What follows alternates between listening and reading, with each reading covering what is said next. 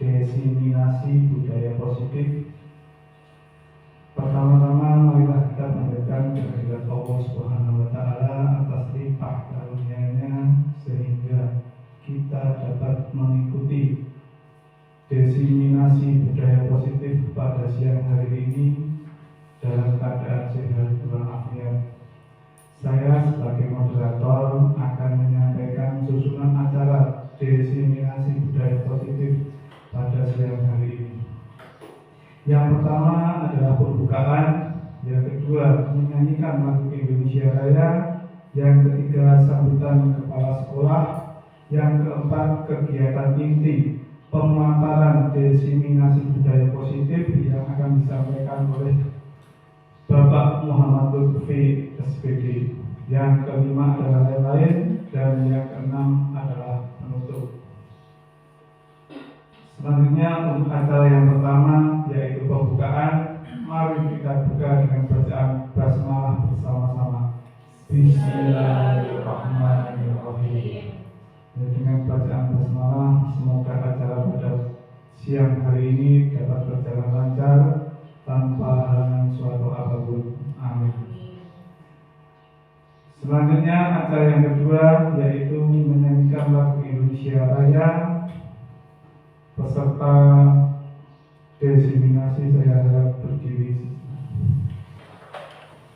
Hiduplah Indonesia Raya, 1, 2, 3. Indonesia tanah airku, tanah tumpah darahku.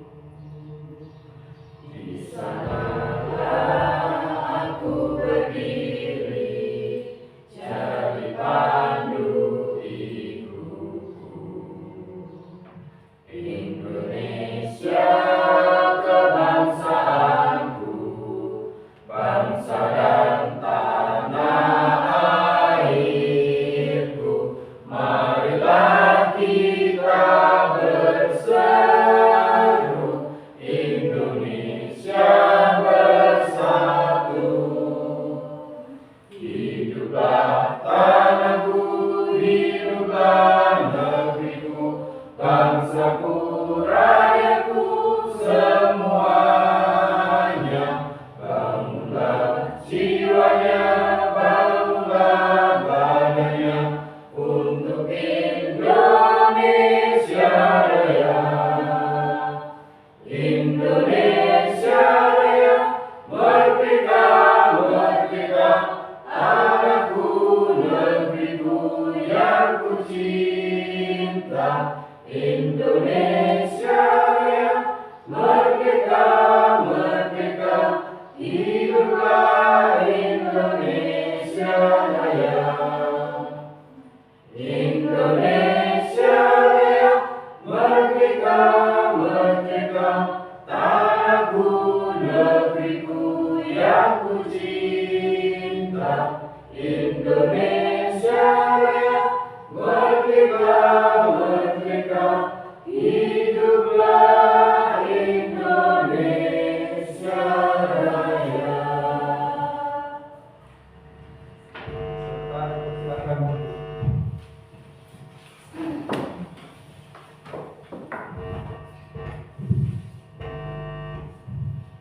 Acara yang selanjutnya yaitu sambutan kepala sekolah kepada Bu Yahya Purwaningsih SPD SD. Waktu dan tempat saya persilakan.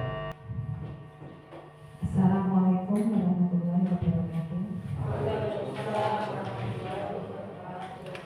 Selamat siang Bapak Ibu Guru, salam sejahtera bagi kita semua.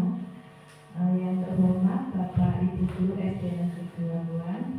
Pertama-tama marilah kita panjatkan puji syukur kepada Allah Subhanahu wa Ta'ala, Tuhan yang Maha Esa, berkat rahmat dan hidayahnya sehingga kita dapat berkumpul bersama-sama di SD Negeri 2 Buan ini dalam rangka kegiatan diseminasi budaya positif yang nanti akan dipaparkan oleh Bapak Muhammad Lutfi.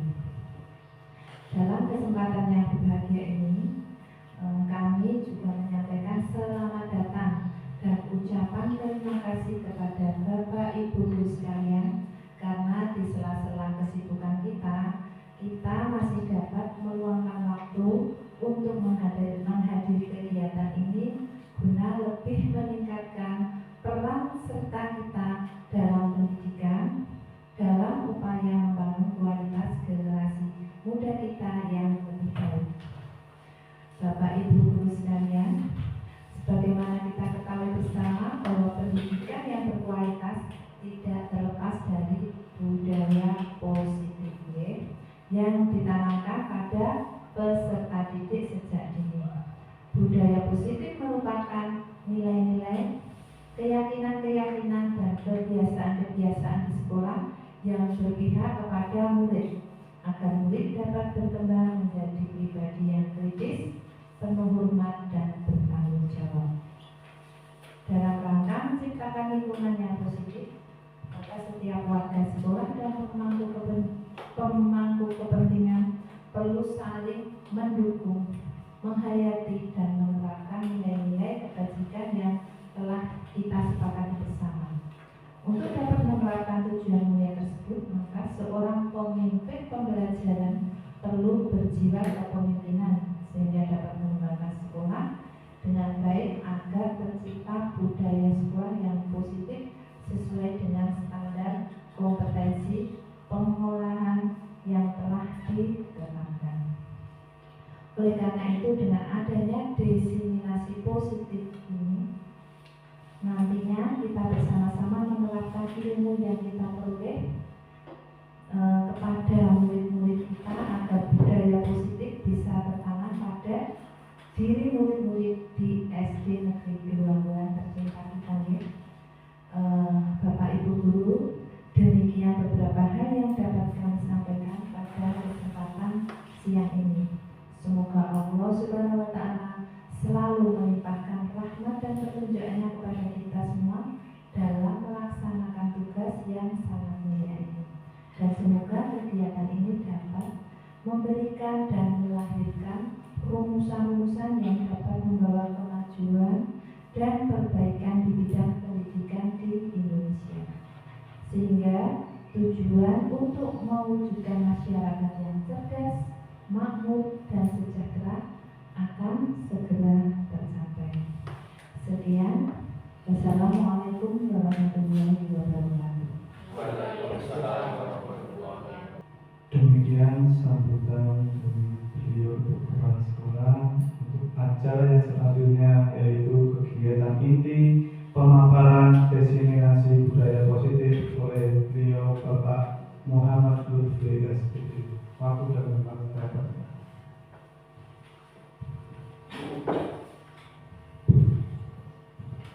Assalamualaikum warahmatullahi wabarakatuh. Di sini yang saya hormati Ibu Kepala Sekolah, Ibu Yai Informasi, beserta Bapak Ibu Guru yang saya hormati. Saya di sini diizinkan untuk mendiseminasikan, yaitu tentang sesi berbagi pemahaman modul 1.4 budaya positif. Saya meminta maaf di sini bukan untuk menggurui Bapak Ibu. Saya minta maaf, ini hanya untuk tugas sebagai guru pembelajaran. Baik, di dalam budaya positif itu ada konsep-konsep kunci budaya positif. Yang pertama yaitu perubahan paradigma belajar. Yang kedua yaitu disiplin positif. Ketiga, motivasi perilaku manusia. Yang keempat, kebutuhan dasar manusia. Yang kelima, posisi kontrol restitusi. Yang keenam, keyakinan kelas. Dan yang ketujuh yaitu segitiga restitusi. Baik, pertama dari perubahan paradigma belajar.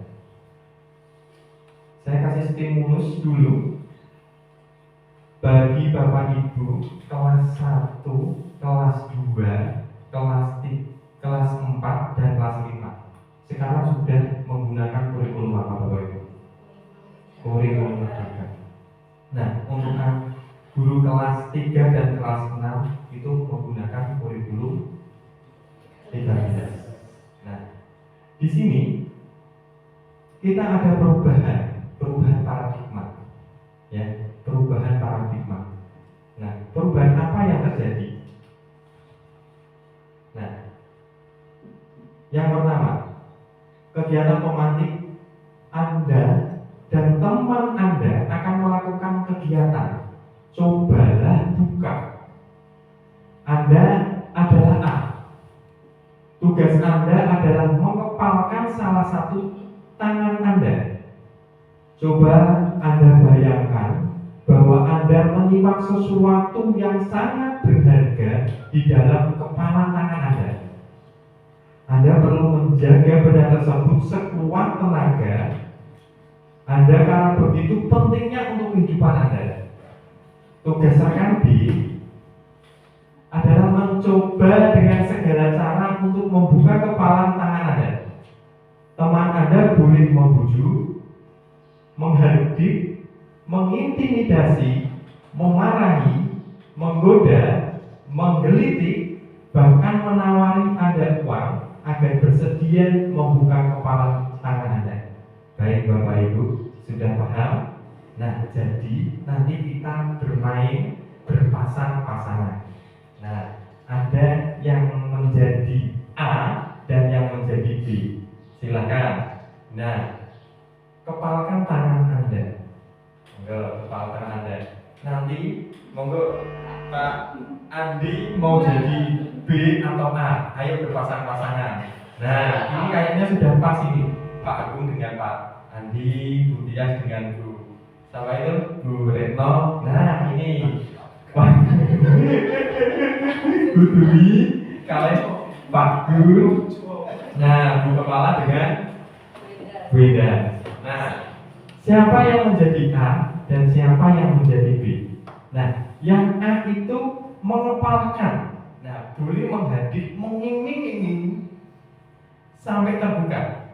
Nah, bisa terbuka atau tetap tertutup. Monggo, silakan. Sekarang disepakati yang A siapa, yang B siapa.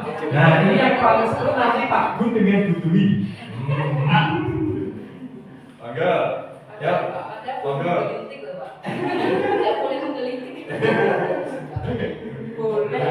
Boleh.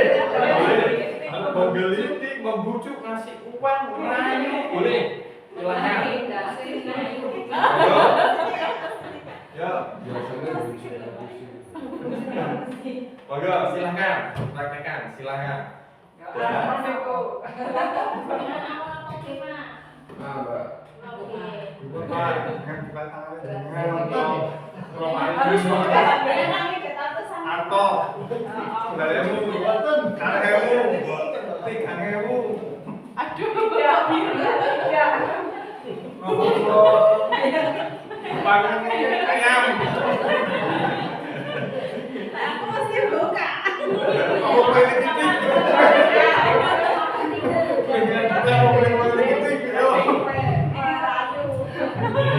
Baik, sudah ya. Baik. Sekarang nah, apakah Anda atau B membuka kepala tangan Anda? Yang B, mengapa, apa alasan Anda B membuka kepala tangan Anda? Ada yang terbuka nggak? Tidak. Oke. Alasannya kenapa? Mempertahankan isi kepala. Baik, luar biasa. Mempertahankan kepala ini. Ada sesuatu yang berharga. Wow, ini nopo kan bu kepala bu? Oh, jadi soto. Yang ini paling seru coba. Padu dengan Bu Dwi. Monggo.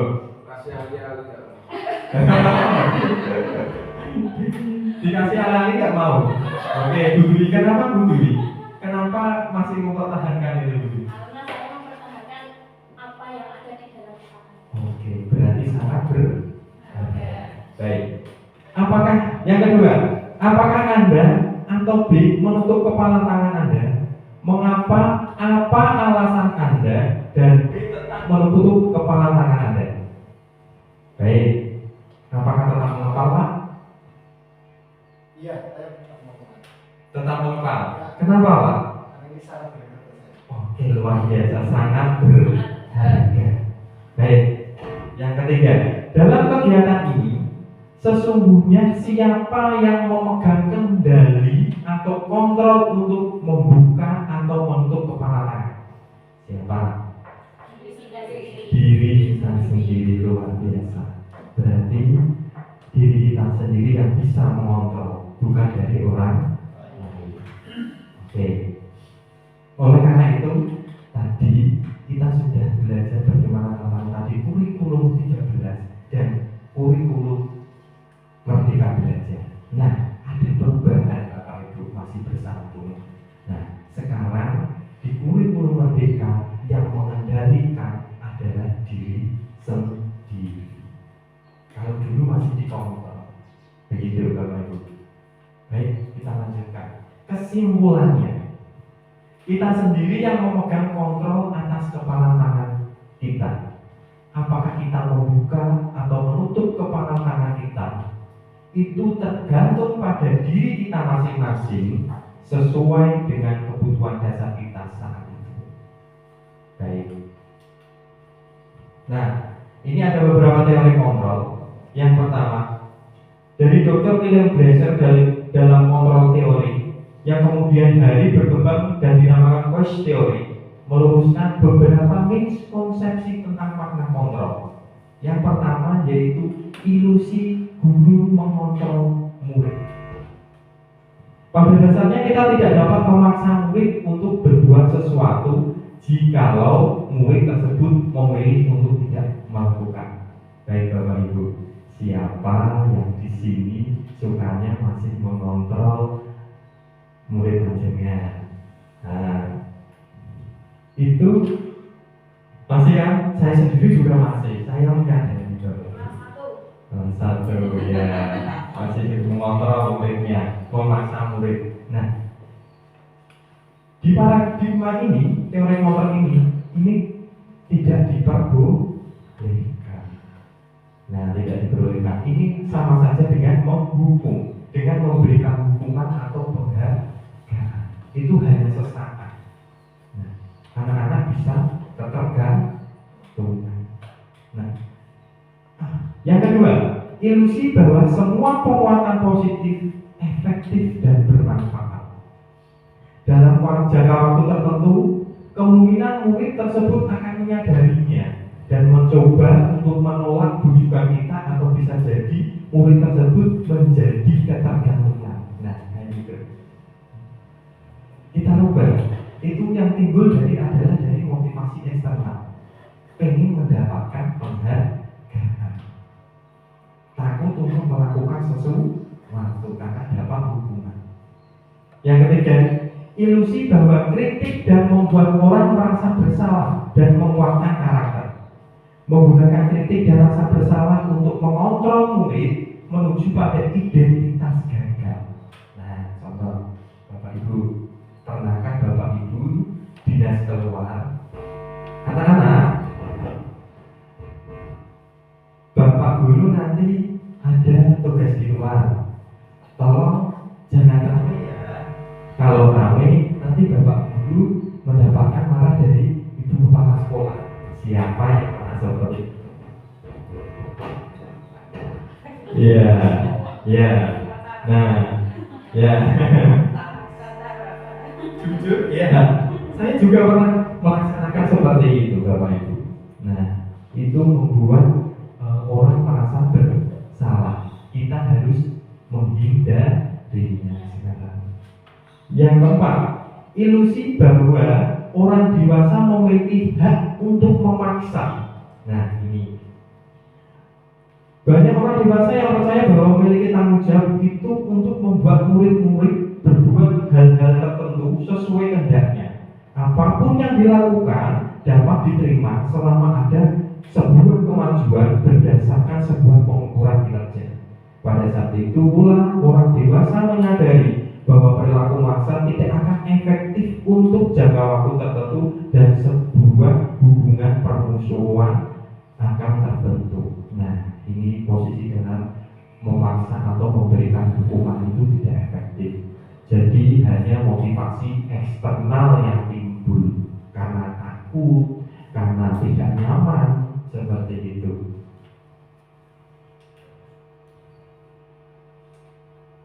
Oke, baik. Nah, dari beberapa teori kontrol ini, nah, sebaiknya kita hindari apa itu yang namanya hukuman dan penghargaan. Kita ubah paradigma yang baru, kita buat anak-anak itu memiliki motivasi dari dalam diri sendiri. Kita lanjut. Bagaimana seseorang bisa berubah dari paradigma stimulus respon kepada pendekatan teori kontrol? Nah, ini dari Stephen Covey, Principle Centered Leadership, mengatakan bahwa bila kita ingin membuat kemajuan perlahan, sedikit demi sedikit, ubahlah sikap atau perilaku Anda. Namun, bila kita ingin memperbaiki cara-cara utama kita, maka kita perlu mengubah kerangka acuan kita. Ubahlah bagaimana Anda melihat dunia, bagaimana Anda berpikir tentang manusia. Ubahlah paradigma Anda, skema pemahaman dan penjelasan aspek-aspek tertentu tentang realitas. Untuk penjelasannya tentang stimulus respon dan teori kontrol. Baik Bapak Ibu. Nah, ini bedanya. Dulu K13 masih menggunakan stimulus respon dan sekarang menggunakan teori kontrol. Nah, bedanya Bapak Ibu, realitas kebutuhan kita sama. Nah, kalau teori kontrol, realitas kebutuhan kita berbeda. Apa itu? Nah, kita melihat seorang pendidik itu kebutuhannya sama. Apakah betul itu Bapak Ibu? Ayo. Contoh, kebutuhan kita punya murid Adi dan yang satu Alvin. Apakah kebutuhannya sama atau berbeda? Tidak. Nah, berbeda. Kita melihatnya seperti itu. Dulu kita anggap murid itu sama, pembelajaran sama. Pokoknya kita anggap podo, materinya podo, sing diajari podo, tapi metodenya tetap podo. Apakah diterima? Bisa diterima? Nah, seperti itu. Kita anggap kebutuhan anak itu berbeda sekarang. Jadi bagaimana cara kita mengolah anak-anak kita agar bisa memahami, karena memiliki kebutuhan yang berbeda-beda. Yang kedua, semua orang melihat hal yang sama. Untuk teori kontrolnya, setiap orang memiliki gambaran yang berbeda. Begini gambarannya. Bapak Ibu menyekolahkan di SD Negeri 2 itu luar biasa. Tetapi ada orang lain itu yang menganggap bahwa sekolah itu tidak harus di SD Negeri 2. Nah, kita tidak boleh mengajak orang tua itu untuk menyekolahkan, memaksa sekolah di sini. Begitu Bapak Ibu. Jadi kita memiliki gambaran yang berbeda. Nah, tidak boleh memaksa karena memiliki gambaran berbeda. Boleh toh? Akhirnya dari sekolah buat capek, ono drambene, ono nyanyi. Nah, ini kalau enek, itu tidak boleh. Tidak boleh. Nah, kita memiliki gambaran yang berbeda, memaksa sama aja. Oke. Yang ketiga, kita coba mengubah orang agar berpandangan sama dengan kita. Nah, tadi yang sudah saya jelaskan. Untuk teori kontrol, kita berusaha memahami pandangan orang lain tentang dirinya. Itu berbeda-beda. Oke, dalam stimulus respon, perilaku buruk itu dilihat sebagai suatu kesalahan. Dulu jalan. Nah, perilaku buruk, orang belum nyapu, melakukan pelanggaran, itu dianggap sebuah kesalahan. Tapi kalau dalam teori kontrol, semua perilaku itu memiliki tujuan. Oke, penjelasannya bagaimana? Semua tindakan, baik positif atau negatif, itu pasti memiliki tujuannya. Nah, kita sudah berbeda pandangannya. Tujuannya seperti itu. Berarti anak-anak melakukan suatu kesalahan, itu pasti memiliki tujuan. Kebutuhannya belum terpenuhi. Nah, selanjutnya, dulu lain bisa mengontrol kita. Kontrol. Nah, kayak tadi. Nah, apakah ada yang bisa mengontrol orang lain? Tidak kan? Oke. Untuk teori kontrol, hanya Anda yang bisa mengontrol diri Anda. Selanjutnya, saya bisa mengontrol orang lain. Untuk teori kontrol, Anda tidak bisa mengontrol orang lain. Dalam stimulus respon selanjutnya, pemaksaan ada pada saat menunjukkan gagal. Nah, ini menunjukkan kegagalan. Yang teori kontrol itu ada kolaborasi dan konsensus menciptakan pilihan-pilihan baru. Nah, dalam model stimulus respon, ada model itu berpikirnya ada menang, ada kalah, ada yang bisa dikontrol. Salah satu harus kontrol. Tapi dalam teori kontrol, modelnya adalah berpikirnya menang dan menang. Nah, kita harus berubah ya. Ya, kita lanjutkan. Nah, masih ada hubungannya tentang disiplin positif. Baik Bapak Ibu. Baik, apa itu disiplin positif? Monggo siapa yang bisa? Bu, ya, Bu Tias. Bu. Ya, disiplin positif menurut saya adalah menerapkan disiplin itu sendiri ke dalam diri anak tanpa melakukan hukuman dan memberi hadiah. Oke, baik, luar biasa. Ada lagi? Bu Dwi ya, Bu Dwi, monggo Bu.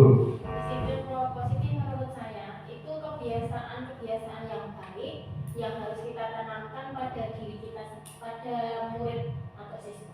Oke, baik, luar biasa. Jawaban yang luar biasa. Berarti yang kita harus hindari itu dari pembiasaan-pembiasaan itu, kita harus menghindari apa yang namanya hukuman. Nah, disiplin positif, baik, disiplin positif. Nah, ini dia. Dalam rangka menciptakan lingkungan positif, salah satu strategi yang perlu kita tinjau kembali adalah penerapan disiplin di sekolah kita.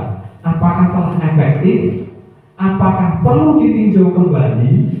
Mari kita tanyakan ke diri kita sendiri, bagaimana kita berperilaku. Mengapa kita melakukan segala sesuatu? Apakah kita melakukan sesuatu itu karena adanya dorongan dari lingkungan atau dorongan yang lain? Terkadang kita melakukan sesuatu karena kita menghindari rasa sakit atau ketidaknyamanan. Terkadang kita melakukan sesuatu yang mendapatkan apa yang kita mau. Nah, salah satunya, kita absensi saing market. Oke, baik. Kira-kira Pak Andi yang ASN ini dan yang teman-teman guru yang belum saing market, kira-kira dengan saing market itu, oke, kalau tidak ada saing market, bisakah berangkat jam 7? Mau nggak? Bisa. Oke, luar biasa.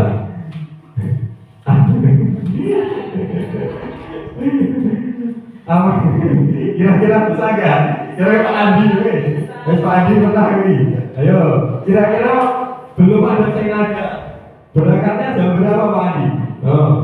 Masih bebas. Jam 7 lebih. Masih jam 7 lebih. Oke. Ini ada dua. Pak, guru itu sudah memiliki motivasi intrinsik. Tidak perlu penghargaan dari ibu kepala, tidak. Oke, luar biasa. Tepuk tangan untuk Pak. Saya jujur, kalau tidak ada sengaja, saya mungkin berangkat lebih dari jam 7. Karena itu satu, ada rasa takut, rasa tidak nyaman, ya, rasa takut nanti kalau ada sanksi seperti itu. Ya, yang di sini ini luar biasa. Baik, lanjut. Makna kata disiplin. Nah, kebanyakan orang menghubungkan kata disiplin dengan tata tertib, teratur, kepatuhan pada peraturan, bahwa sering dihubungkan dengan hukuman. Belajar tentang disiplin positif tidak harus dengan memberikan hukuman. Justru itu adalah salah satu alternatif terakhir dan bila perlu tidak digunakan sama sekali.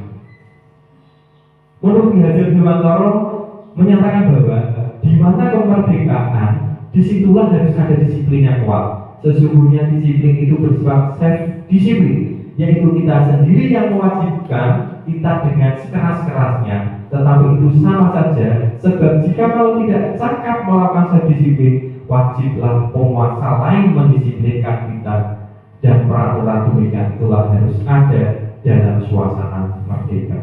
Nah, artinya jika motivasi diri itu tidak terbentuk, yang bisa mengatasi yaitu salah satunya itu apa? Peraturan. Ada peraturan yang bisa mendisiplinkan. Belajar menyatakan bahwa untuk mencapai kemerdekaan dalam konteks pendidikan, kita saat itu menciptakan murid yang merdeka. Syarat utamanya adalah harus disiplin yang kuat. Disiplin yang dimaksud adalah disiplin diri yang memiliki motivasi internal dari dalam diri. Baik, dari tujuan disiplin positif yaitu menanamkan motivasi pada murid-murid kita, yaitu menjadi orang yang mereka inginkan dan menghargai diri sendiri dengan nilai-nilai mereka percaya atau nilai-nilai kebajikan.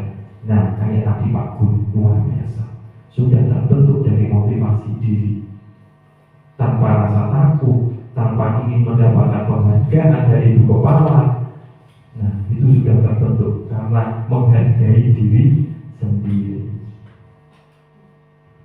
Baik, nilai-nilai kebajikan. Nah, nilai-nilai kebajikan dari acara di Wantara maupun di Gosin, di mana kedua pakar pendidikan mengatakan disiplin sebagai bentuk kontrol diri, yaitu belajar untuk kontrol diri agar mencapai tujuan yang mulia. Nilai-nilai kebajikan universal berarti nilai kebajikan yang disepakati bersama, lepas dari suku, bangsa, agama, maupun latar belakangnya. Nilai ini merupakan fondasi kita dalam berperilaku. Nilai-nilai kebajikan adalah sifat-sifat positif manusia yang merupakan tujuan mulia yang ingin dicapai setiap individu. Baik, nah Bapak Ibu yang sudah kurikulum 13 tujuannya ke sini, yaitu membentuk profil pelajar Pancasila. Karena saya kelas 6 tidak bisa menyanyi ya, nyanyinya kira-kira gimana ini? Nah, untuk kurikulum merdeka sing ora iso itu kelas 1, kelas 2, kelas 4, kelas 5. Baik, kita bersama-sama nyanyikan. 1, 2, 3. Belajar Pancasila, beriman dan bertakwa pada Tuhan Yang Esa, dan berakhlak mulia, pembinaan global, gotong royong mandiri, kreatif dan bernalar kritis. Oke, luar biasa yang masih kurikulum 13 sudah hafal seperti ini. Wow. Ya.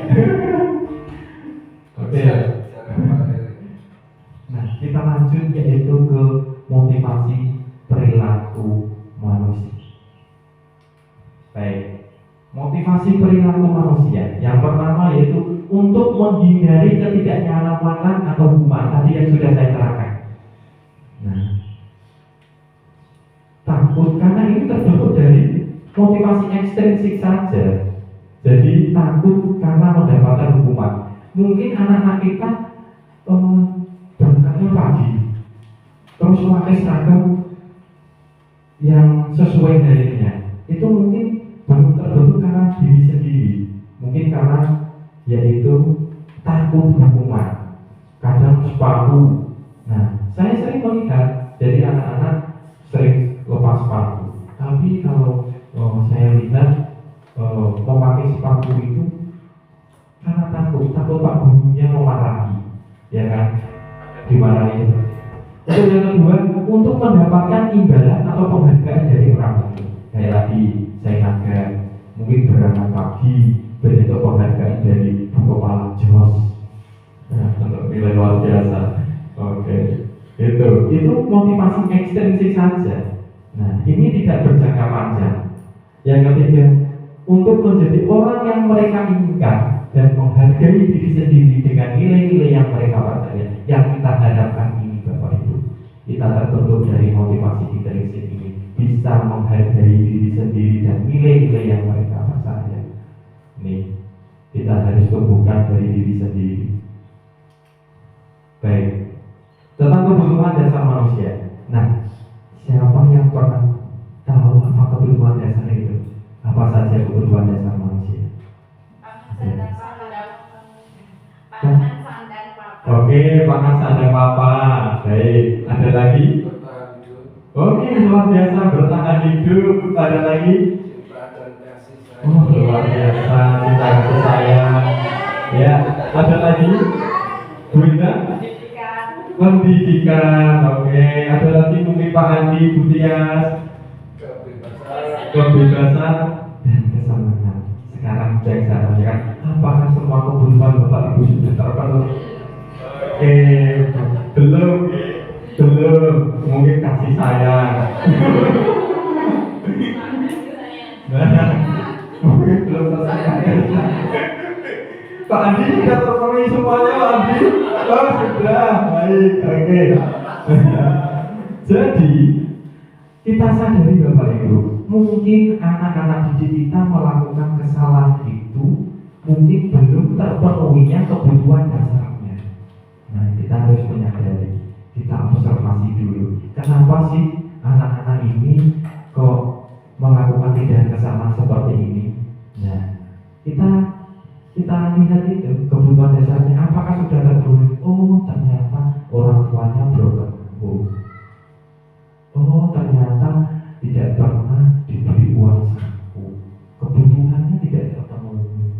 Dan seperti itu, kasih sayangnya juga tidak terpenuhi. Nah, mungkin kalau di sekolah sidik-sidik diseneni, ini kebebasan tidak ada, sopong. Nah, kita jadi paradigmanya kita sudah baru, kita rubah. Nah, takut karena takut tadi. Nah, kebebasan tidak terpenuhi. Baik, kita lanjut. Nah, Bapak Ibu, kita bisa melihat video pembelajaran tentang kebutuhan dasar manusia. Bapak guru hebat. Untuk membangun budaya sekolah yang positif dengan lingkungan yang aman dan mendukung murid untuk menjadi pribadi yang berdaya, seimbang, dan bahagia, salah satu upaya yang dapat dilakukan oleh guru adalah memahami kebutuhan dasar yang mendasari perilaku murid. Pada video kali ini, kita akan membahas tentang 5 kebutuhan dasar manusia.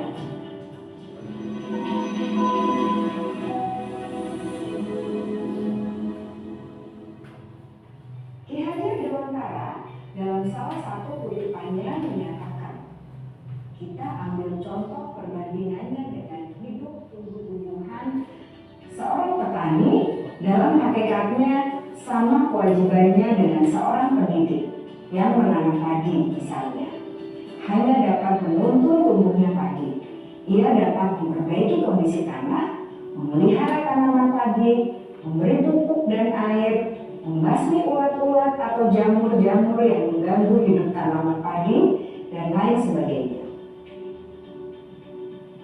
Ketika guru memahami kebutuhan apa yang mendasari perilaku murid, dan guru berusaha menuntun dan mendukung murid dalam memenuhi kebutuhannya secara positif, pada hakikatnya guru tersebut ibarat seorang petani yang sedang berusaha memahami kebutuhan masing-masing tanaman, dan ia berusaha memenuhi kebutuhan tanaman tersebut agar dapat tumbuh dengan subur dan maksimal.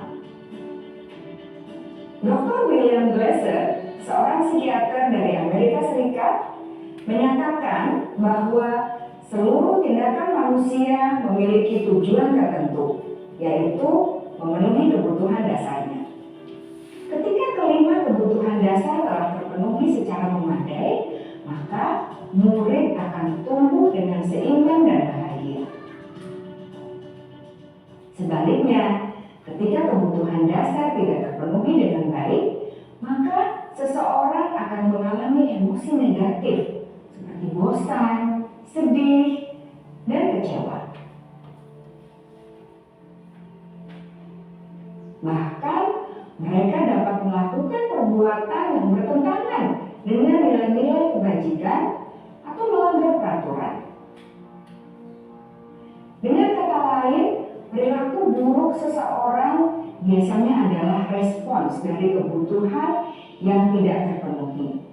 Namun, mereka tidak tahu cara untuk menyampaikannya. Ada 5 kebutuhan dasar manusia menurut Dr. William Glasser, yaitu yang pertama, kebutuhan untuk bertahan hidup atau survival. Yang kedua, kebutuhan untuk merasa diterima atau love and belonging. Yang ketiga, kebutuhan akan kebebasan atau freedom. Yang keempat, kebutuhan akan kesenangan atau fun. Dan yang kelima, kebutuhan akan penguasaan atau power. Kebutuhan dasar yang pertama adalah kebutuhan yang bersifat fisiologis untuk bertahan hidup atau survival. Misalnya, kesehatan, rumah, dan makanan. Kebutuhan biologis sebagai bagian dari proses reproduksi termasuk kebutuhan untuk tetap bertahan hidup. Kebutuhan untuk merasa aman juga termasuk dalam kebutuhan ini.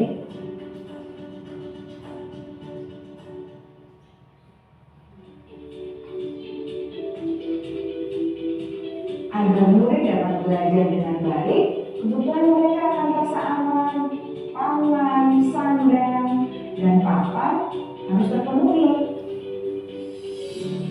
Bagaimana mungkin mereka dapat belajar dengan baik bila mereka datang ke sekolah dengan perut yang lapar atau bila rumah mereka kebanjiran?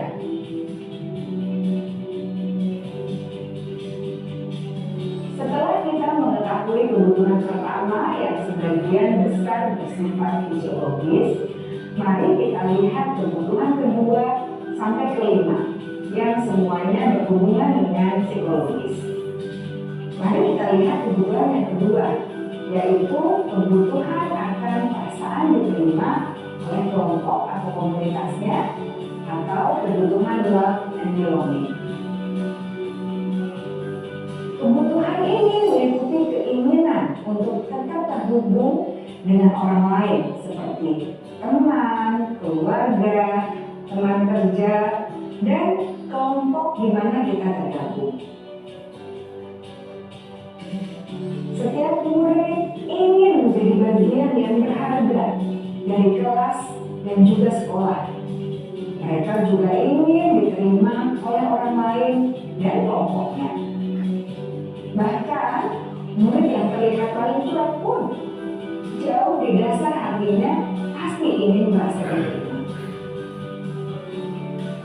Sebagai guru, seharusnya kita dapat menerima murid kita apa adanya, sesuai dengan kodratnya. Karena setiap murid adalah unik.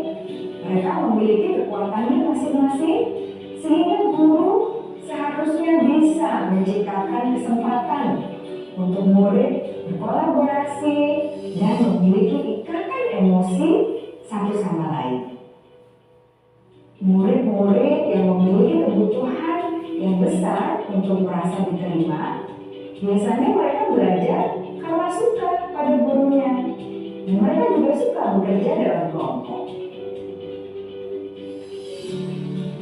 Kebutuhan yang ketiga adalah kebutuhan akan kebebasan atau kebutuhan membuat pilihan. Murid harus diberi kesempatan untuk membuat pilihan dan bertanggung jawab atas pilihan yang mereka telah ambil.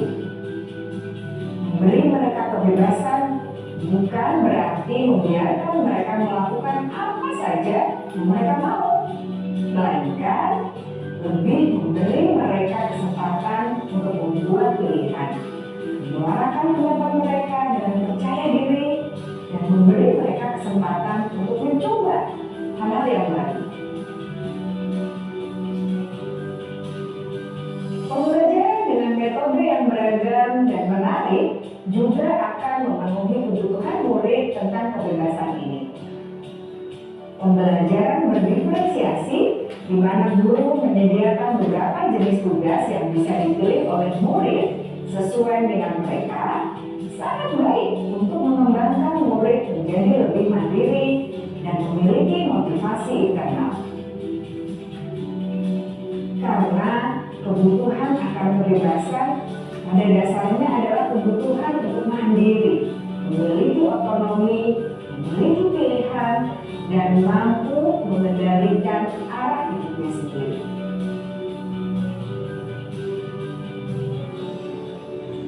Kebutuhan yang keempat adalah kebutuhan akan kesenangan. Benarkah Bapak Ibu hidup tanpa rasa senang? Betapa menyedihkannya. Glasser menghubungkan kebutuhan akan kesenangan dengan belajar. Jangan sepelekan kebutuhan murid untuk merasa senang di kelas.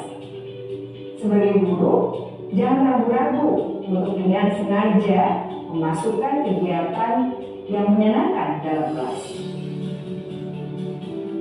Murid-murid dengan kebutuhan dasar kesenangan yang tinggi ingin menikmati apa yang mereka lakukan.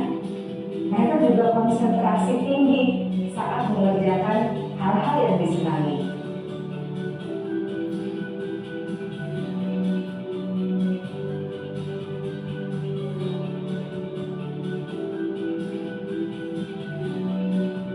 Kebutuhan yang kelima adalah kebutuhan akan penguasaan. Setiap murid memiliki kebutuhan untuk merasa kompeten, menjadi terampil, diakui pencapaian dan keterampilannya, didengarkan, bisa membuat dampak dan pengaruh, dan memiliki rasa harga diri. Mereka sebaiknya diberi kesempatan untuk membuat keputusan tentang hal-hal yang penting dalam hidupnya dan tidak merasa dikontrol oleh sistem sekolah. Pada murid yang telah menginjak usia remaja, seringkali mereka merasa tidak memegang kendali atas kehidupannya sendiri. Kadang guru kerap kali berpengaruh dalam mengambil keputusan. Murid-murid yang memiliki kebutuhan dasar akan penguasaan yang tinggi biasanya selalu ingin menjadi pemimpin. Mereka juga suka mengamati sebelum mencoba hal-hal yang baru. Mereka juga perfeksionis dan merasa kecewa bila melakukan kesalahan.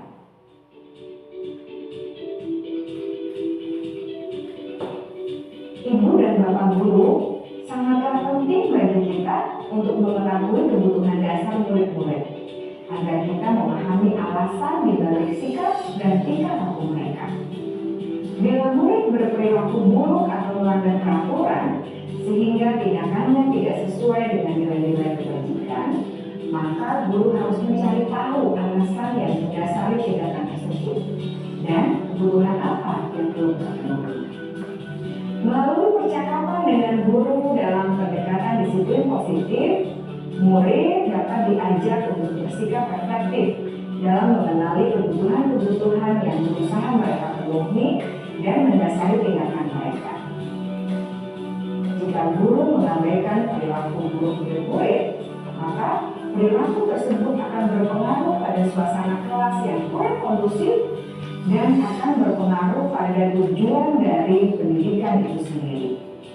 Ibu bapak guru hebat, mari kita menjadi guru yang lebih baik dengan memahami kebutuhan dasar murid-murid kita dan senantiasa membimbing mereka untuk menjadi pribadi yang berdaya, seimbang, dan bahagia. Salam dan bahagia, Ibu dan Bapak Guru hebat. Baik Bapak Ibu, dari video tadi Bapak Ibu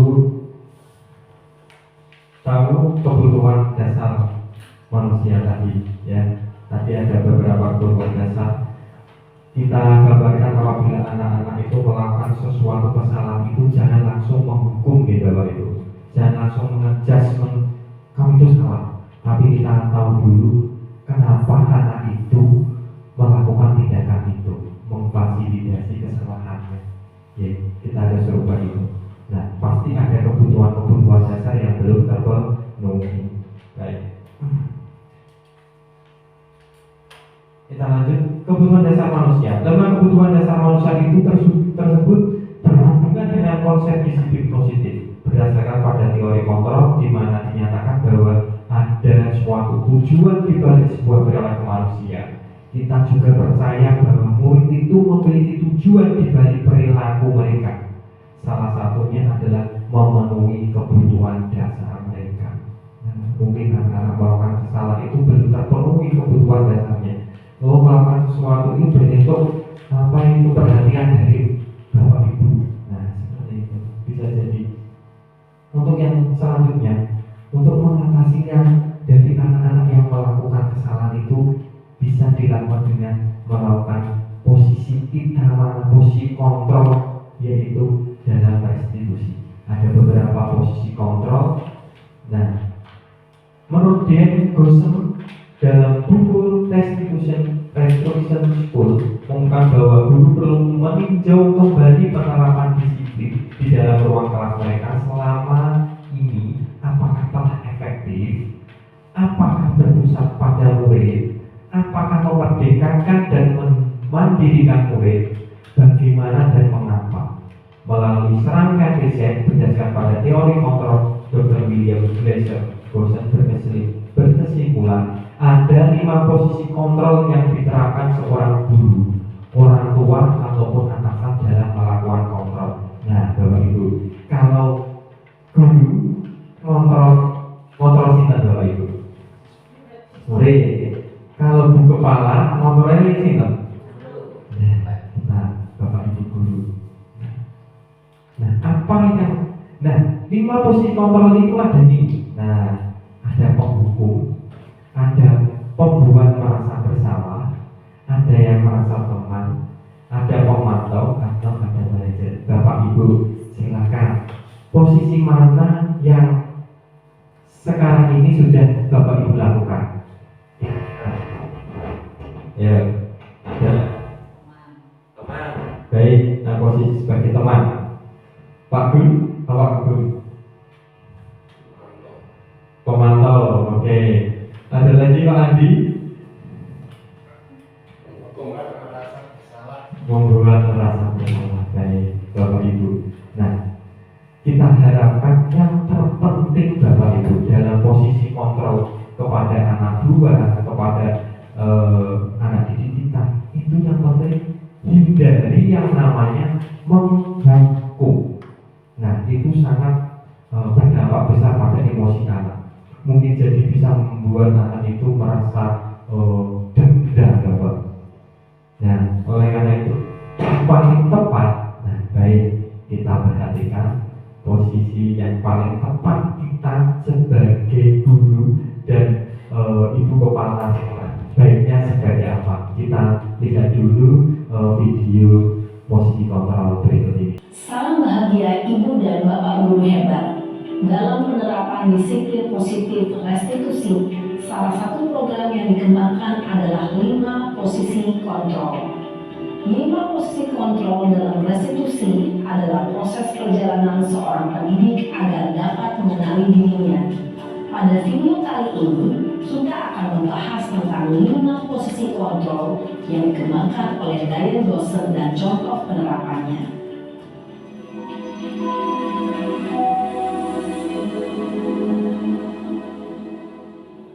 5 posisi kontrol itu adalah 1. Posisi penghukum, 2. Posisi pembuat merasa bersalah, 3.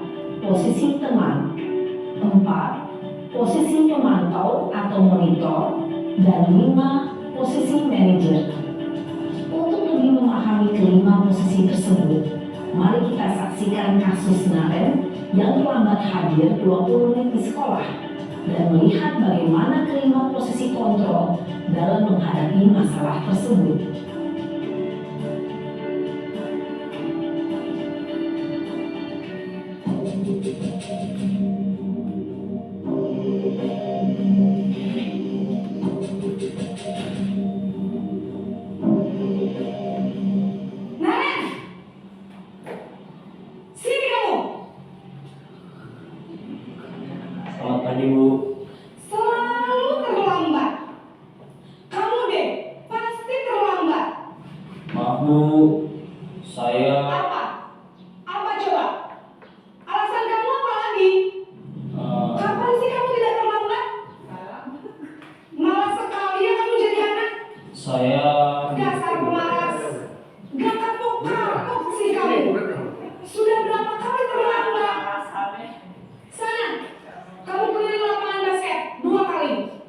Kenapa saya harus ke lapangan basket, Bu? Kenapa? Kamu melawan ibu? Berani-beraninya jawab. Sudah terlambat, masih berani jawab pula. Sekarang, keliling lapangan basket 5 kali sekalian. Biar kapok. Cepat. Pergi sana ke lapangan basket. Posisi pemukul biasanya berbicara dengan nada tinggi, menghardik, menunjuk-nunjuk, menyakiti, dan menyindir. Hukuman bisa berupa fisik maupun psikis. Ibu dan bapak guru hebat. Dampak yang terjadi pada murid ketika guru berada pada posisi pemukul adalah murid cenderung akan memberontak, bahkan menyimpan dendam.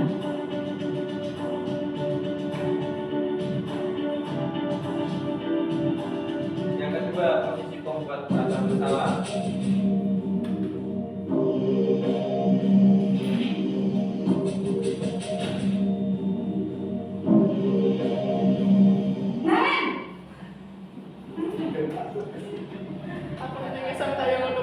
Selamat pagi, Bu. Naren, kamu kenapa terlambat lagi, nak?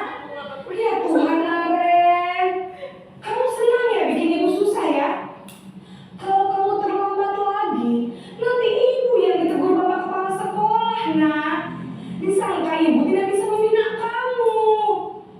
Duh, gimana ini? Maaf, Bu. Duh, Gusti Naren. Kamu suka ya kalau ibu ditegur bapak kepala sekolah? Terus, sekarang ibu harus tulis apa ini di buku absen? Ini kamu sudah sering terlambat loh. Ibu harus apa coba? Maaf, Bu. Maaf sekali. Ya sudah, lain kali jangan bikin ibu susah lagi ya, nak ya. Ibu tidak akan kuat lagi kalau kamu begini terus. Bisa jantungan kalau ibu ditegur bapak kepala sekolah. Sana cepat ke kelas. Maaf ya, Bu. Maaf sekali. Posisi pembuat rasa bersalah berbicara dengan nada tenang, cenderung lembut. Namun kata-kata yang diutarakan membuat murid merasa menjadi orang yang gagal, memandang buruk dirinya sendiri, merasa tidak berharga, dan tidak sanggup membahagiakan orang lain. Ketika guru mengambil posisi pembuat rasa bersalah, murid akan menganggap dirinya yang bersalah dan ia akan menyimpan emosi negatif tersebut di dalam dirinya.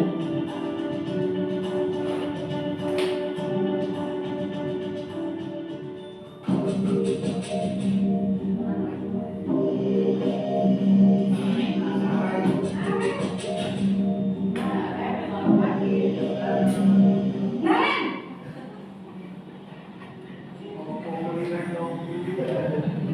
Selamat pagi, Bu. Wah, sudah jam berapa ini, nak? Terlambat lagi ya, sayang.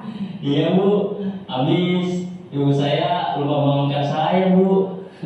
Kamu malah menyalahkan ibu kamu. Kamu bukannya anak yang larinya paling kencang. Kok terlambat sih? Iya, Bu. Saya memang terlambat bangun tadi. Jadi, biarpun saya lari kencang, tetap gak kekejar, Bu. Ya sudah sana. Nanti lain kali larinya lebih kencang lagi ya. Biar gak terlambat lagi. Bikin seneng ibu. Demi ibu. Bisa kan? Bisa lah, Bu. Ya sudah sana masuk kelas. Ibu beresin urusan absen kamu. Kamu ini ada-ada saja. Dalam posisi teman, guru berbicara dengan nada suara ramah, akrab, cenderung bersenggah gurau untuk menjaga suasana tetap santai. Murid akan merasa senang, aman, dan akrab dengan guru. Identitas yang tercipta adalah identitas sukses atau berhasil. Namun, perlu diingat, karena ini masih dorongan eksternal, maka ada faktor ketergantungan dari murid kepada orang tertentu. Di sini, guru absennya, sehingga di lain waktu, murid bisa berperilaku baik, namun hanya kepada orang-orang tertentu saja.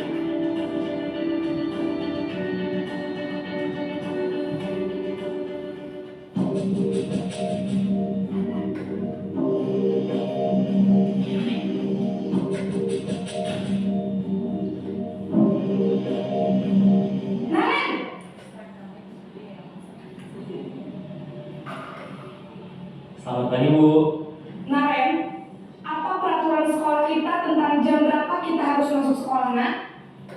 Kita harus di sekolah jam 7 Bu.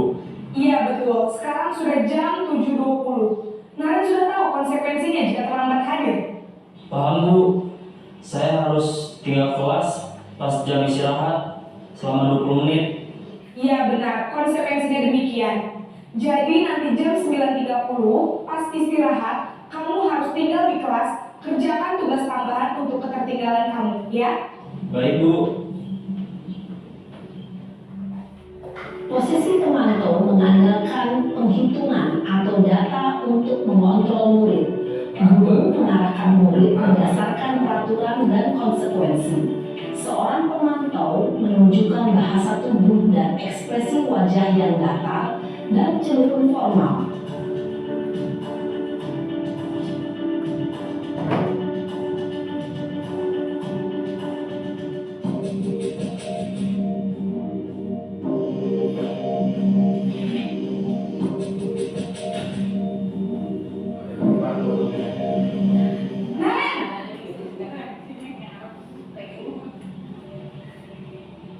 Selamat pagi Bu.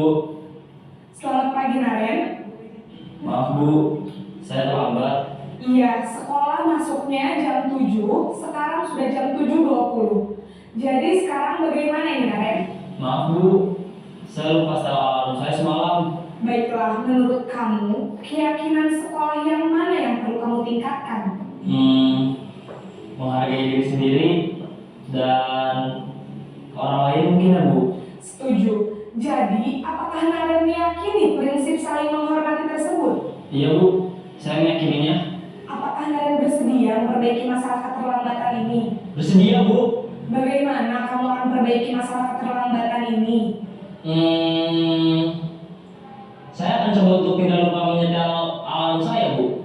Baik, kalau Naren lupa menyetel alarm di rumah, ada orang yang kira-kira bisa bantu mengingatkan tidak? Ada Bu, kakak saya, Kak Emma. Ada lagi selain Kak Emma? Selain Kak Emma, ada ibu saya. Baik, jadi yang mengingatkan Naren adalah Kak Emma dan ibu kamu ya? Kira-kira akan mulai setel alarm kapan nih Naren? Setelah pulang sekolah, akan segera saya lakukan. Baik, jadi Naren akan setel alarm untuk bangun besok pagi dan akan diingatkan oleh kakak dan ibunda Naren ya. Ada lagi yang mungkin perlu dilakukan Naren agar tidak terlambat bangun lagi? Tidak ada Bu.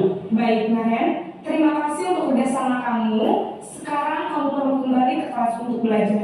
Baik Bu, terima kasih. Posisi manajer adalah posisi kontrol yang disarankan untuk membimbing murid memiliki sikap disiplin yang positif, yaitu murid yang mandiri, bertanggung jawab, dan dapat memecahkan masalah.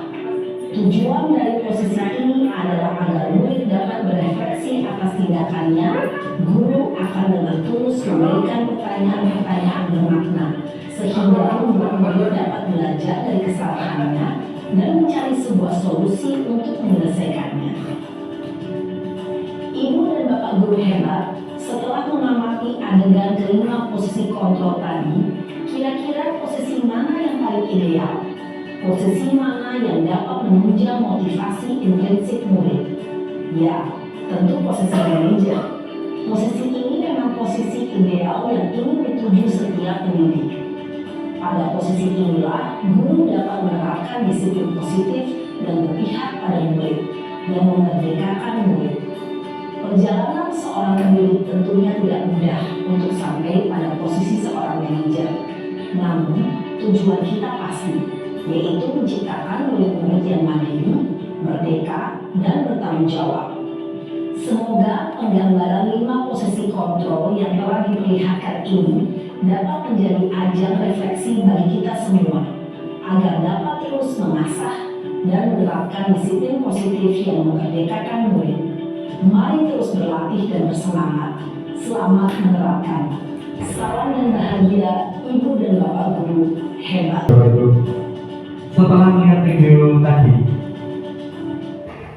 posisi kontrol mana yang paling baik Bapak?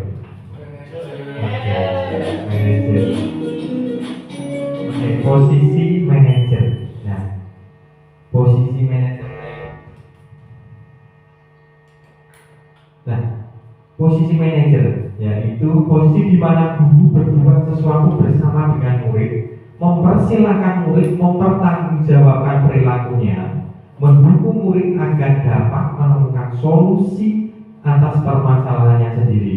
Bila kita menginginkan murid-murid kita menjadi manusia yang merdeka, mandiri, bertanggung jawab, maka kita perlu mengacu kepada restitusi yang dapat menjadikan murid kita seorang manajer bagi dirinya sendiri. Dengan posisi manajer ini, murid dapat menjadi pribadi yang mandiri, merdeka, dan bertanggung jawab atas segala perilaku dan sikapnya, yang pada akhirnya dapat menciptakan lingkungan yang positif, nyaman, dan aman.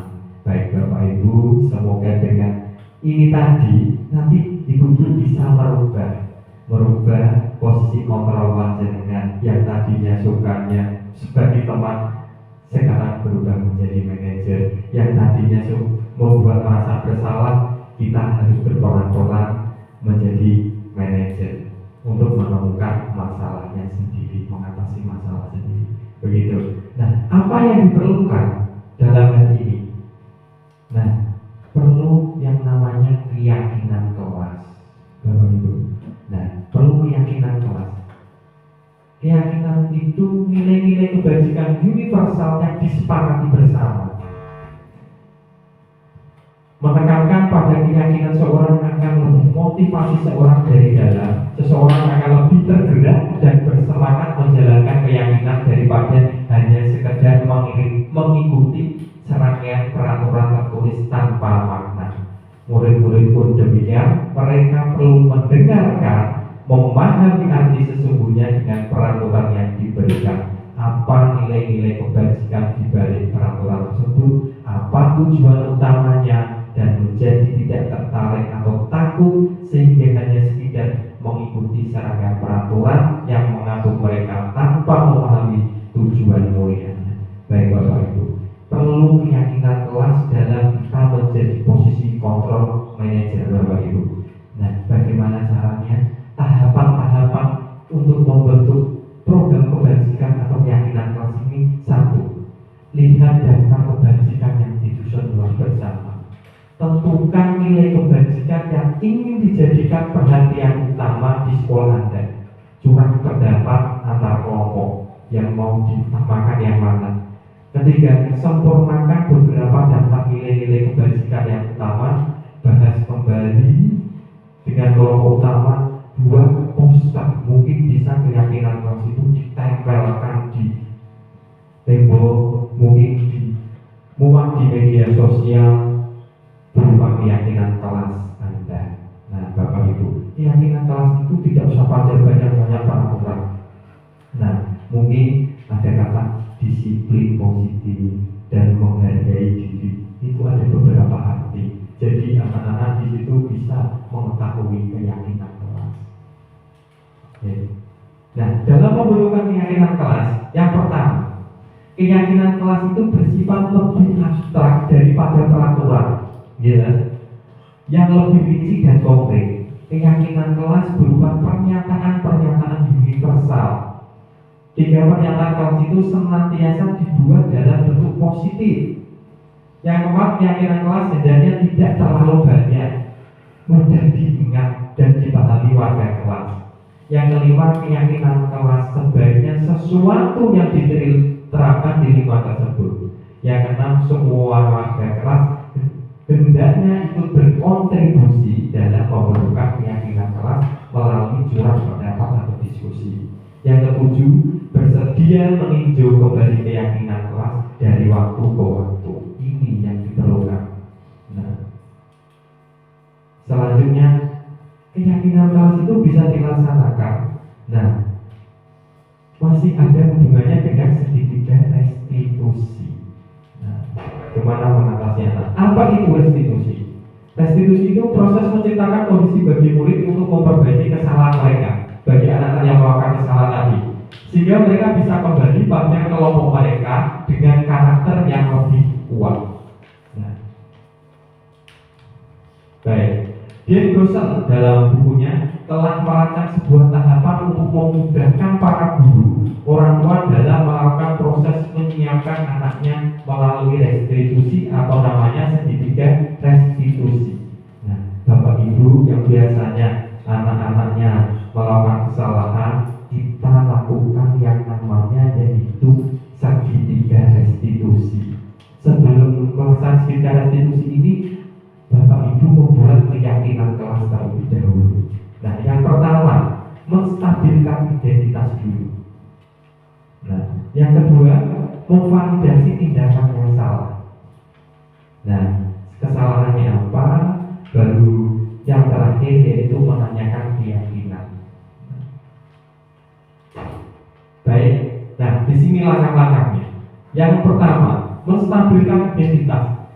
Teori kontrolnya yaitu kita semua akan melakukan hal terbaik yang bisa kita lakukan. Yang kedua, validasi tindakan salah.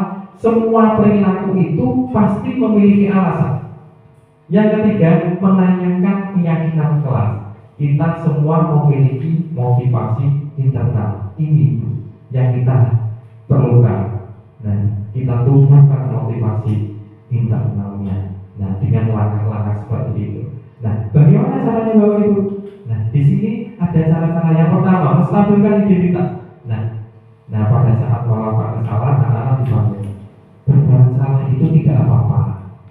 Nah, tidak ada manusia yang sempurna. Saya juga pernah melakukan kesalahan seperti itu. Kita bisa menyelesaikan ini. Bapak Ibu tidak tertarik mencari siapa yang salah, tapi Bapak Ibu ingin mencari solusi dari permasalahan ini. Ini kalimat-kalimat yang digunakan dalam stabilitas identitas. Yang selanjutnya, kamu berhak merasa begitu. Yang selanjutnya, apakah kamu sedang menjadi teman yang baik buat dirimu sendiri? Nah, ini bagian dari menstabilkan identitas. Nah, yang dilakukan oleh empat mata biar tidak malu dipanggil. Yang selanjutnya, validasi tindakan salah. Nah, kalimat-kalimatnya yaitu padahal kamu bisa melakukan yang lebih buruk dari ini ya. Kamu pasti punya alasan mengapa melakukan hal itu. Selanjutnya, kamu patut bangga pada dirimu sendiri karena kamu telah melindungi sesuatu yang penting buatmu. Yang terakhir, kamu boleh mempertahankan sikap itu, tapi kamu harus menambahkan sikap yang baru. Itu bagian dari validasi tindakan salah. Yang terakhir yaitu menanyakan keyakinan yang sudah dibuat bersama. Apa yang kita percaya sebagai kelas atau keluarga? Apa nilai-nilai umum yang kita telah sepakati? Apa bayangan kita tentang kelas yang ideal? Kamu mau menjadi orang yang seperti apa? Nah, ini adalah yang namanya segitiga restitusi. Perlu tidak instan Bapak Ibu. Kita perlahan-lahan kita belajar melaksanakan kegiatan seperti itu. Ini kegiatan itu segitiga restitusi. Nah, baik Bapak Ibu, ini ada sedikit video yang saya laksanakan tentang segitiga restitusi dengan anak di sekolah di SD ini.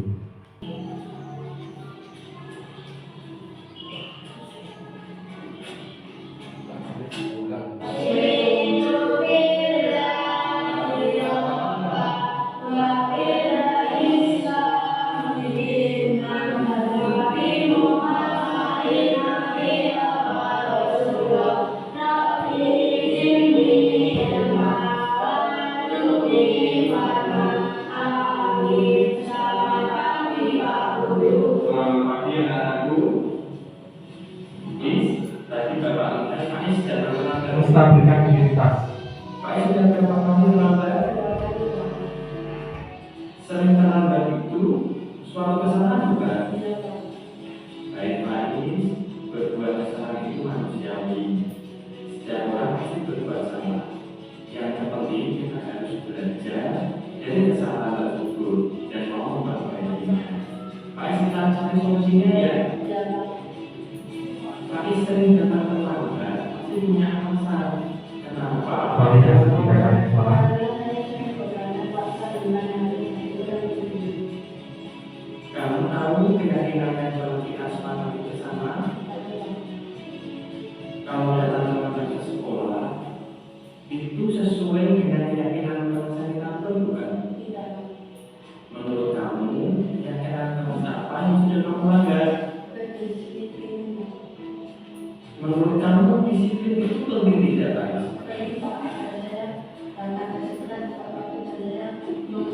menghargai waktu.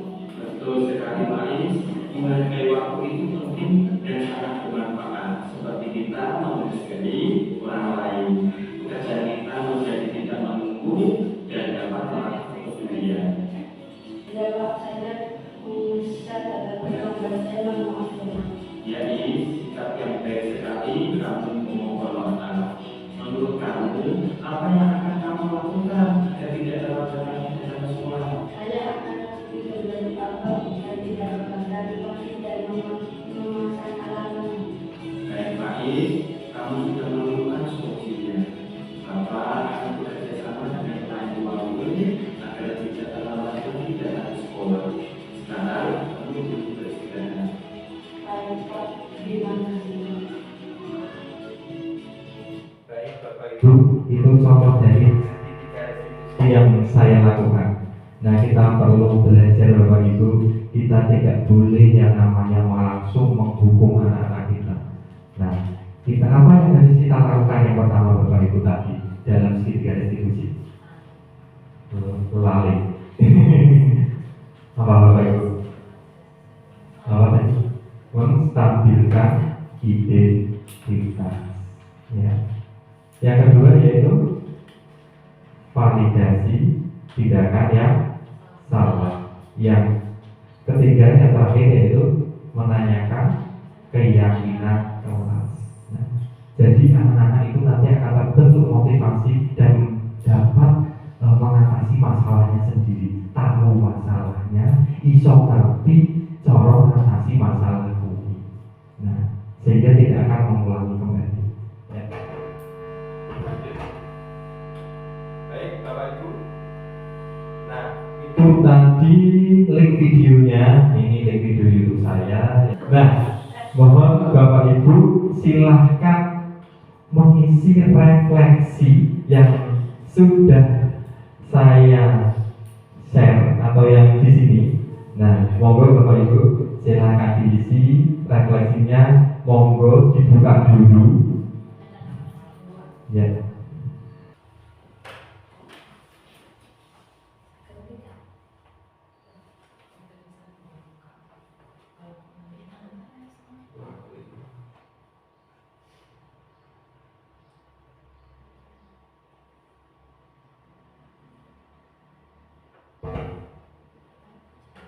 Apakah yang dimaksud dengan budaya positif nanti ditambahkan? Ya, ini sudah ada yang menulis kelihatan dari sini.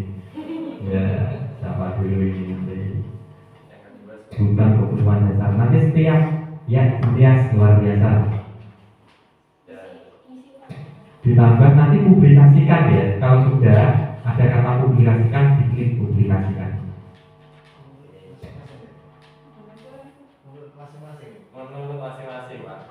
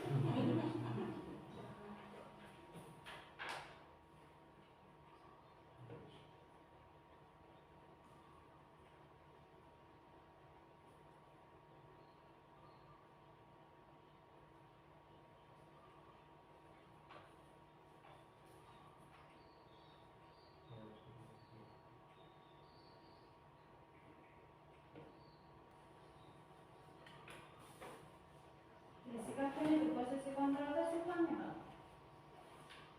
Ya. Posisi kontrol yang ada berapa itu posisi kontrol itu? 1 sampai 5 semuanya Ya. atau yang benar saja? Yang semua bukan posisi kontrol aja, semuanya. Semuanya benar, Bro.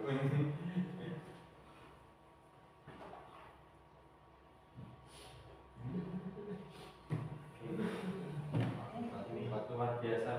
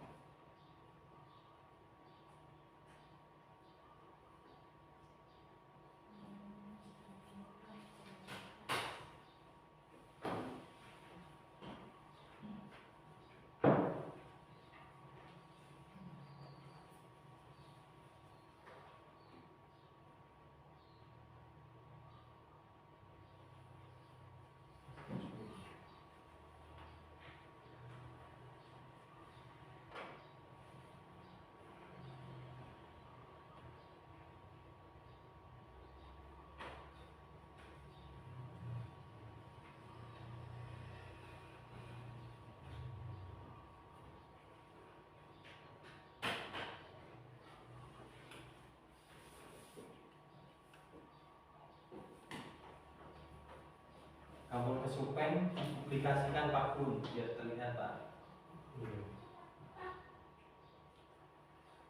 Dipublikasikan gimana Pak? Ya itu, diklik publikasikan kan bisa terlihat. Ada kata publikasi juga terlihat. Kalau tidak diklik publikasi kan nggak bisa terlihat. Ada nggak di sampingnya itu? Ada publish itu. Habis ya.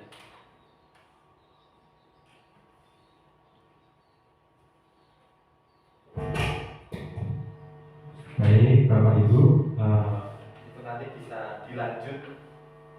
Masih ada waktu, bisa dilanjut untuk mengerjakannya, untuk refleksinya Bapak Ibu. Nah, monggo Bapak Ibu, saya minta tolong sukarelanya tadi refleksinya dari ini tadi paten yang Bapak Ibu kerjakan, tolong dibacakan. Monggo, monggo. Ibu Kepala, oh ini monggo.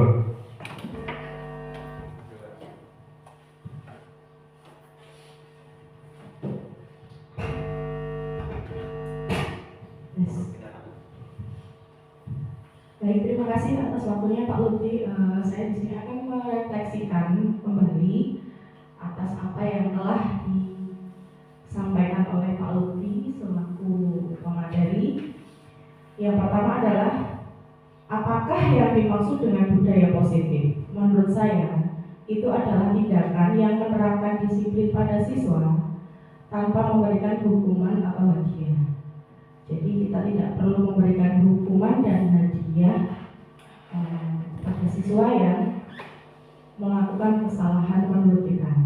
Yang kedua, sebutkan kebutuhan dasar manusia. Ada 5.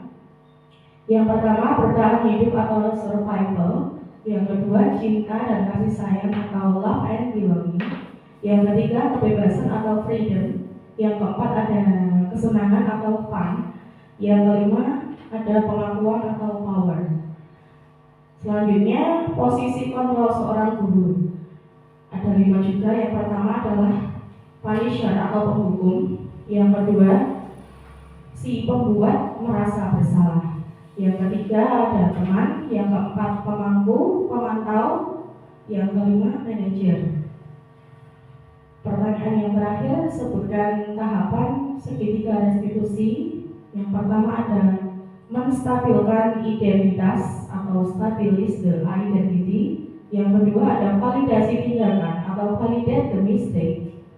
Yang ketiga, yang terakhir adalah menanyakan keyakinan kelas atau seek the belief. Terima kasih. Terima kasih Bu Tia, sangat luar biasa jawabannya. Kita tepuk tangan pada Bu Tia. Ibu, hari ini kita sudah belajar tentang tadi kita sudah belajar apa saja. Monggo. Tadi sudah belajar apa Bu Dwi?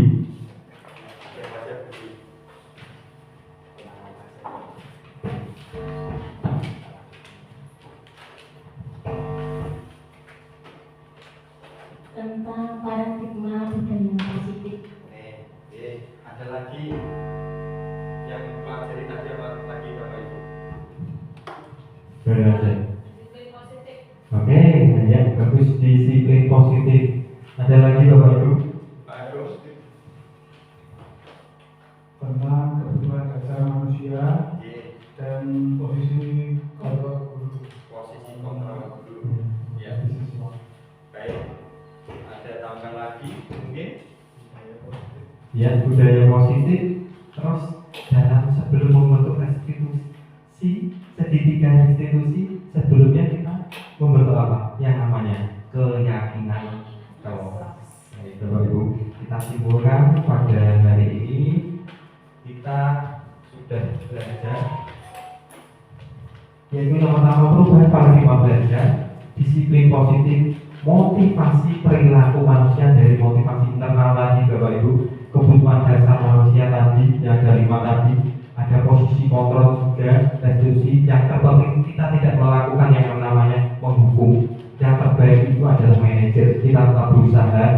Yang keempat yaitu keyakinan kelas, kita bentuk keyakinan kelas terlebih dahulu, baru bisa melakukan segitiga restitusi, yaitu menstabilkan identitas, memfasilitasi kesalahan, yang ketiga yaitu menanyakan keyakinan. Nah, itu yang dilakukan. Baik Bapak Ibu, apakah ada pertanyaan Bapak Ibu? Ya, ada.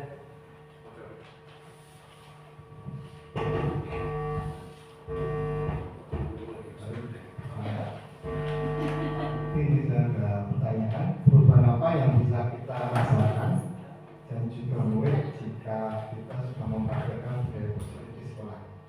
Terima kasih. Baik. Dari pertanyaan Pak Agung tadi, Pak Agung. tadi, strategi baru apa saja yang dapat dilakukan untuk menerapkan budaya positif di sekolah dengan memanfaatkan berbagai sumber yang dimiliki?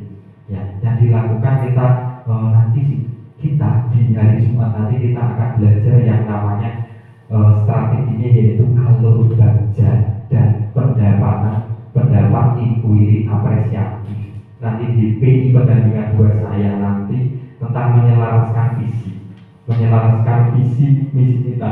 Kita nanti akan mengumpulkan hal-hal yang baik, kita petakan, kita kuatkan. Nah, jadi nanti kita kuatkan, kita pertahankan. Nah, kalau nanti adanya peta yang ada kelemahan, kita akan mencari solusinya bersama dengan kolaborasi. Begitu Bapak Ibu strateginya. Untuk pertanyaan yang kedua, ada pertanyaan? Monggo. Bapak Lutfi, saya ingin bertanya, perubahan apa yang bisa kita rasakan dan juga murid jika kita mempraktikkan budaya positif di sekolah kita? Ini pertanyaan. Pertanyaan dari Pak tadi, perubahan apa yang bisa kita rasakan dan juga murid jika kita mempraktikkan budaya positif di sekolah kita? Nah, komitmen guru Bapak Ibu, komitmen guru kita menjadi teladan bagi anak-anak. Nah, nanti kita menjadi contoh bagi anak-anak kita. Kita akan merubah mindset kita yang tadinya sukanya menghukum dan menakut-nakuti murid. Kita rubah itu Bapak Ibu. Tadi yang bersifat motivasi eksternal, kita rubah menjadi yaitu disiplin positif, yaitu motivasi internal. Begitu Bapak Ibu. Baik, pertanyaannya cukup ya. Nah, terima kasih Bapak Ibu guru hebat atas waktunya dan partisipasinya. Salam guru hebat.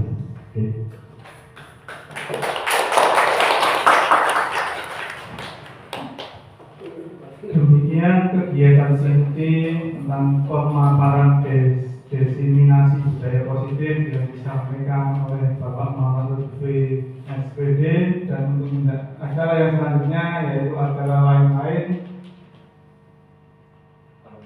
dan dilanjutkan lagi dengan acara yang terakhir yaitu penutup. Mari kita tutup acara kegiatan pada siang hari ini dengan bacaan hamdalah bersama-sama.